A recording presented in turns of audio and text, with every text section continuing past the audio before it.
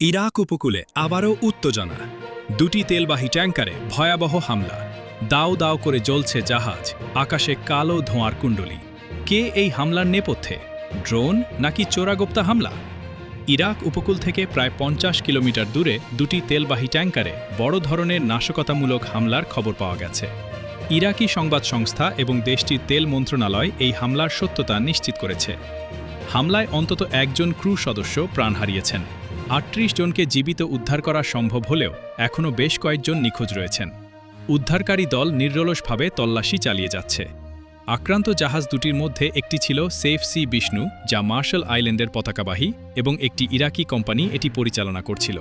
অন্য জাহাজটি কোরাল জুবের বন্দরে প্রবেশের সময় হামলার শিকার হয়। রহস্যজনক এই হামলার ধরন নিয়ে এখনও ধোঁয়াশা কাটেনি।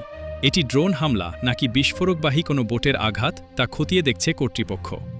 মজার বিষয় হল, বাগদাদে মার্কিন দূতাবাস থেকে ইরান সমর্থিত গোষ্ঠীগুলোর সম্ভাব্য হামলার সতর্কতা দেওয়ার মাত্র কয়েক ঘণ্টার মধ্যেই এই ঘটনা ঘটল। এমনকি মার্কিন প্রেসিডেন্টও এই ঘটনায় কড়া প্রতিক্রিয়া জানিয়েছেন এবং হরমুজ প্রণালীতে কঠোর নজরদারির হুঁশিয়ারি দিয়েছেন। তা নিয়ে দেখা দিয়েছে গভীর উদ্বেগ। এই খবরের পরবর্তী আপডেট পেতে আমাদের সাথেই থাকুন।